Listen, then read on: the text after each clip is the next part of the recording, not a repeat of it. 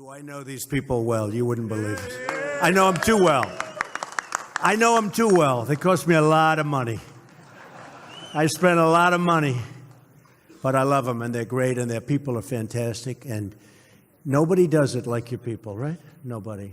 We talked about that. Incredible. Incredible people. So it's great to be back with America's builders.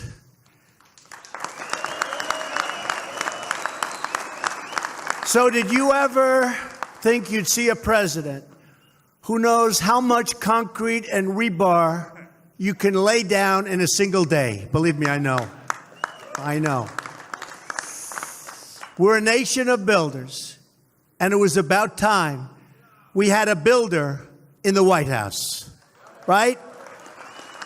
We have a builder. I want to thank Sean McGarvey and the entire governing board of presidents for honoring me with this great invitation. And I love that it's in Washington because I don't have to travel very far. Worked out pretty well, I have to tell you. 5 minutes. Sean took part in one of our very first meetings at the White House. He mentioned it. And I promise you that America's labor leaders will always find an open door with Donald Trump. Always. Just look at the amazing talent assembled here. We have iron workers, insulators. Never changes, does it, with the iron workers? Now, let's hear it. Laborers, painters, fitters, plumbers, operators. They're operators, all right, I'll tell you that. Electricians. Not that good. Where's my local 3? Oh, where's local 3? That wasn't that good. Electrician. Well, they became so rich they don't have to. Let's do that again. Electricians. Oh, that's better. Bricklayers. Boilermakers. Elevator constructors. Good job. Sheet metal workers. Roofers. Plasterers. Plaster? Well, yeah, that's... We're not using as much plaster as we used to, fellas, right? No matter how you cut it. Sorry about that. I'm not sure I can do much. We brought back the coal miners. I'm not so sure about the plasters. We'll do the best we can, okay? We're going to do the best we can. How about the cement masons? And, of course, our wonderful Teamsters. Well, that wasn't very good, James. Huh? But really, you're the backbone of America. With the talent in this room, we can build any city at any time, and we can build it better than anyone.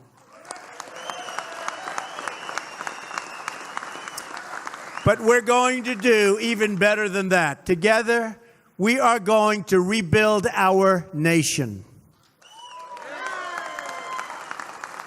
You're the keepers of the great trades and traditions that built our country. From the New York skyline to the Golden Gate Bridge, you represent the workers whose hands, skills, and dreams will build the great landmarks of our future. Every day, your members live out what I call the American creed. They're on the job before dawn and after dusk, and they never quit until that job is done. You know that. True. True. We saw this grit on display when the construction trades helped rebuild New York City after 9/11. That was a terrible time. We were all there. It was a terrible time in this country's history.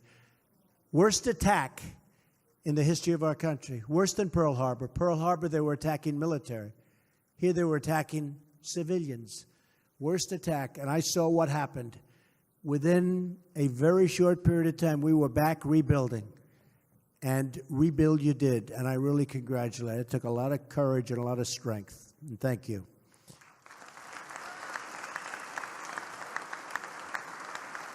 The fact is, you take pride in every part of your work, every joist, bolt, and rivet.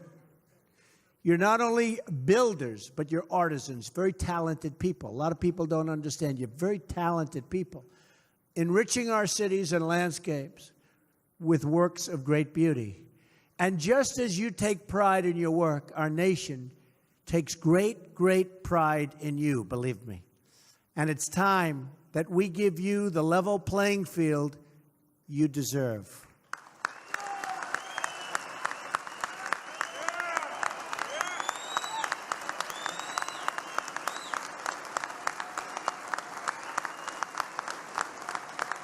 Thank you.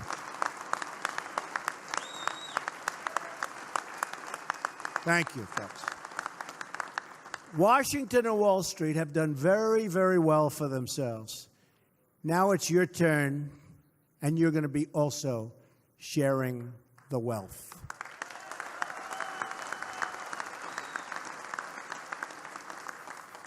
And you know, for many years, we've been taken advantage of by other countries. All over the world, they took advantage of us.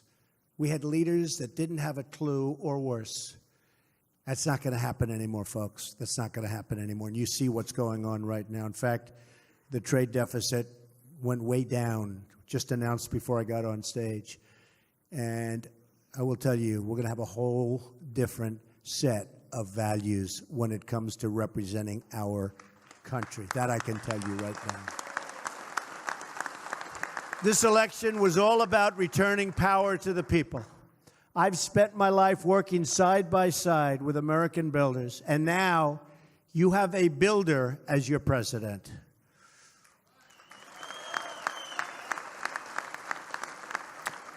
One of my first acts as president was to stop one of the great sellouts of the American worker. I immediately withdrew the United States from the disaster. This would have been a disaster. This would have been another NABTU, which, by the way, is a disaster.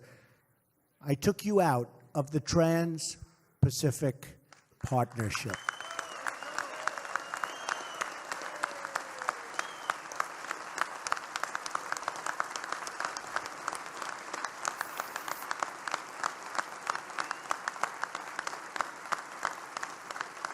Thank you. That one wasn't even close. And you know it. I know it. Everybody knows it.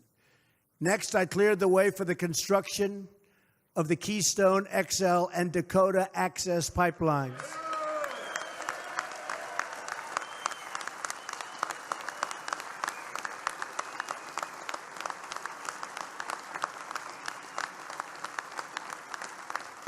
And it's looking like that's going to have about 42,000 jobs involved, those two jobs. That's some number of great people. That's a big, big, beautiful lot of people. And Sean, actually, and a whole group joined me in the Oval Office when we approved the Keystone permit. And I joked that day.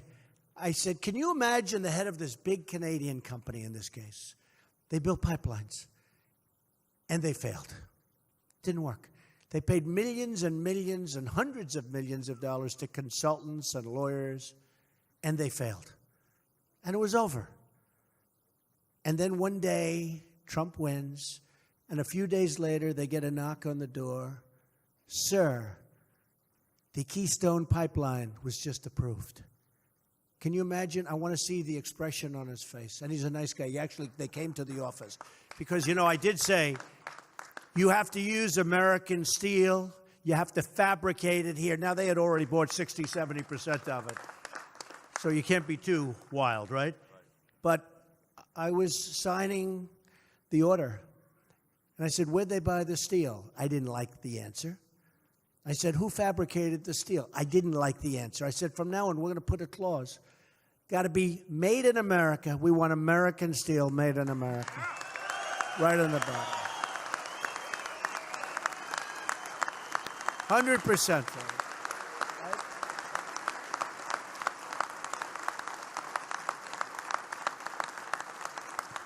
And you'll be hearing more about this in the very near future, but as time goes by, let's say over the next 7 3/4 years, meaning 8 years, we believe in 2 simple rules: buy American and hire American. That's what's going to be. And that's not just a slogan, it's a promise. Believe me, that's a promise. The era of economic surrender has come to an end. It's come to an end. We have surrendered as a country to outside interest. The era of economic victory for our country has just begun. You will see. No longer will we listen to those failed consultants who've made one wrong prediction after another, delivering nothing but soaring trade deficits and a big, fat, shrinking workforce. For decades now, we've watched as our factories have shuttered, almost 70,000 factories. Our jobs have been stolen, and blue-collar wages have declined. We've seen the economic pain inflicted on our fellow Americans in Pittsburgh and Detroit and Baltimore.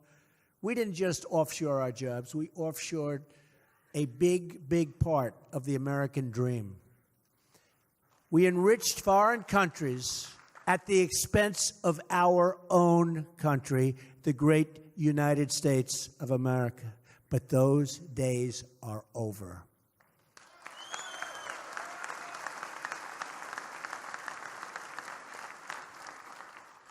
I'm not, and I don't want to be, the president of the world. I'm the president of the United States. And from now on, it's going to be America first.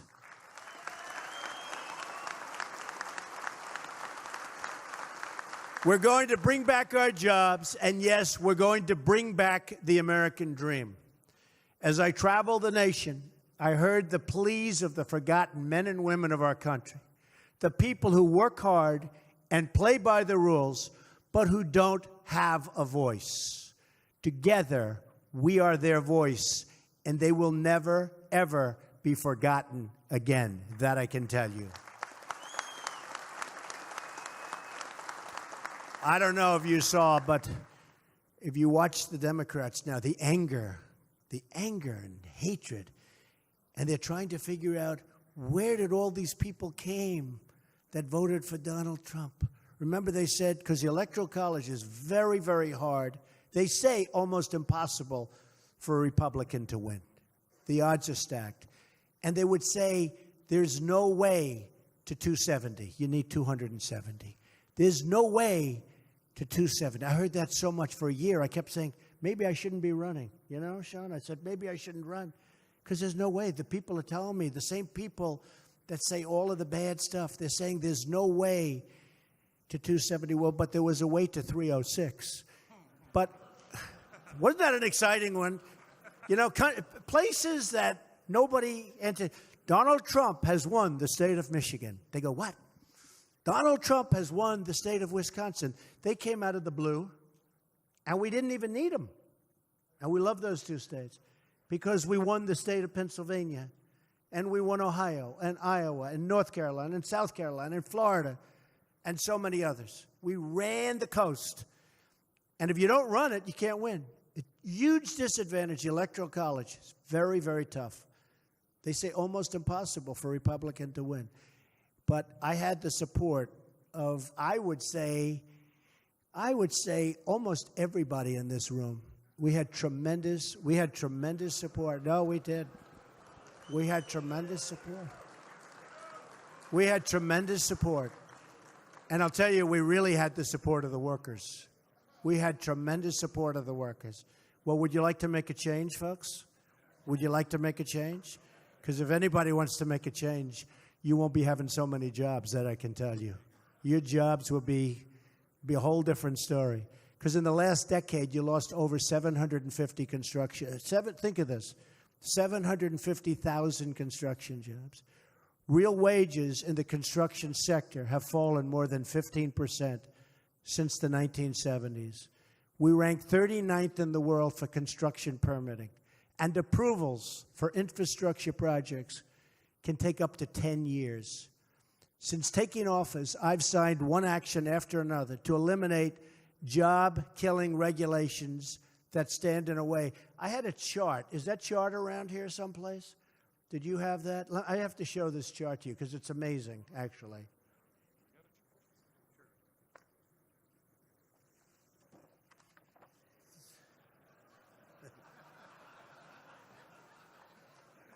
This is, if you want to build a highway in the United States, these are some of the permits that you need.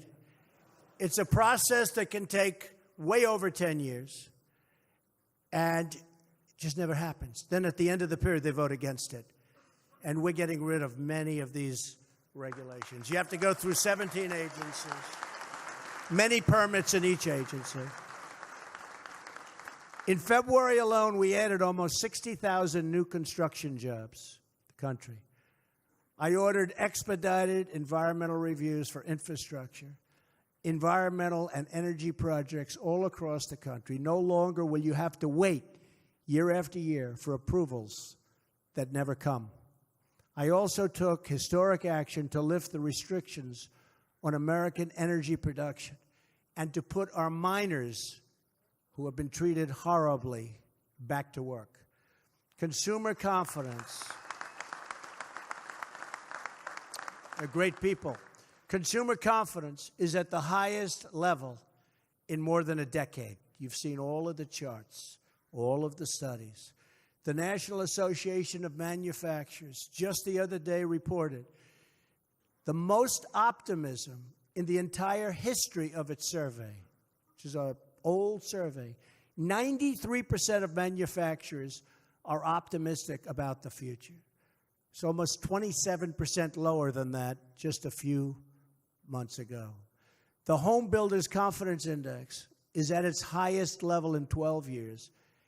And now in breaking news, it was just reported today, the monthly U.S. trade deficit declined by 10% for a reason, not by accident, believe me, it's for a reason.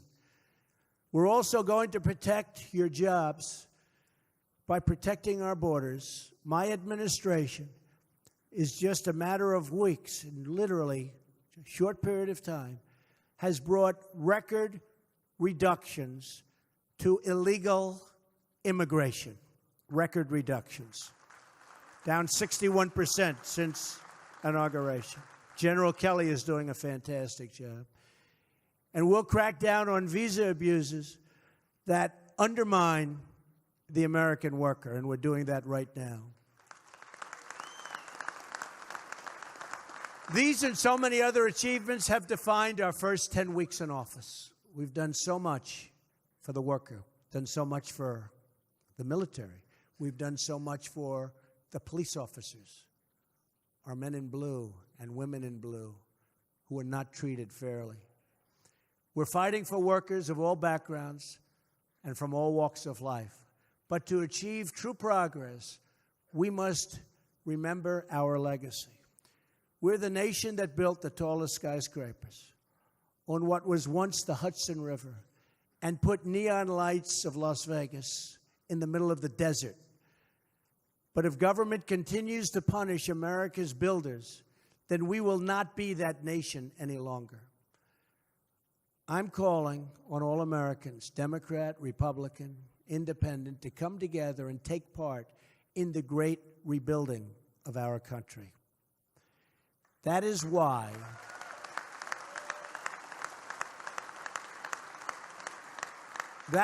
in my address to Congress, I called on lawmakers to pass legislation that produces a $1 trillion investment in the infrastructure of our country, and we need it.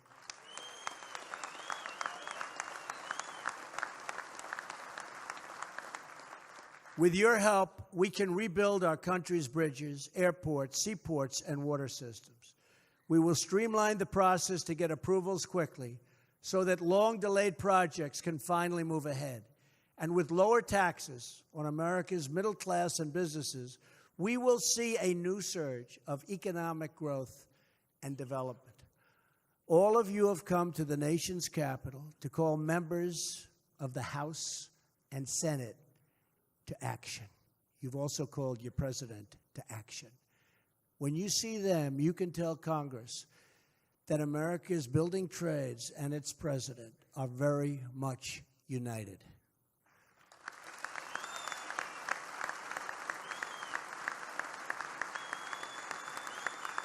Thank you.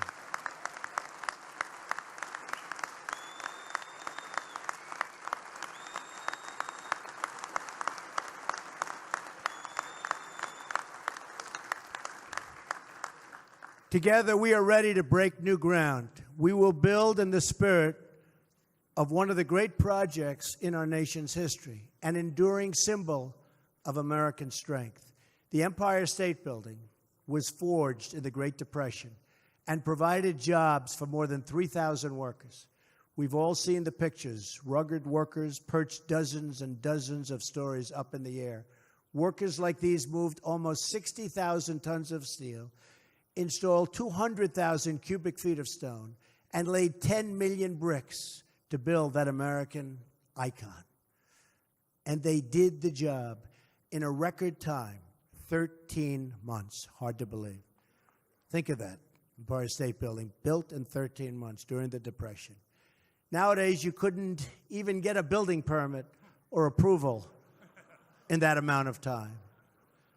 When the workers had secured the last piece of steel in that amazing and beautiful structure, they marked the moment, as we still do today, with what is called a topping out ceremony. 1,050 feet above the streets of New York City, they hoisted a beautiful and great American flag.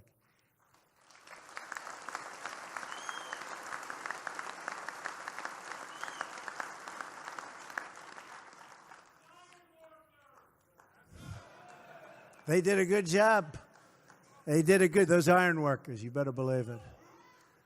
It was an American flag that represented American projects, the big, bold, and daring dream of one man, and then one city, and then finally one people. That banner marked our nation's proud climb to the top of the world. Our people endured through the hardships of depression and the battles of World War II, and they emerged from these trials stronger and more united than ever before. Now we must again summon that same national greatness to meet the challenges of our time. Only miles from the halls of Congress and the newsrooms of Washington, you will find once thriving cities marred by empty lots and once booming industrial towns that have become rusted and are in total disrepair. Standing before me today in this very hall are the men and women who, if given the chance, can transform these communities. You are the citizens who can rebuild our cities, revive our industries, and renew our beloved country. And I know you will stop at nothing to get the job done.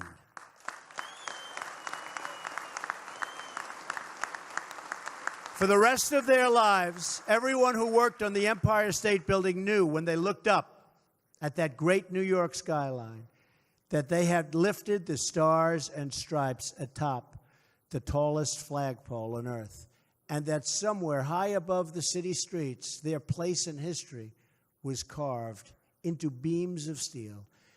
In the future, when we become the trials, and we are trials of our times, we too will emerge stronger and more united than ever before. It's happening, you watch.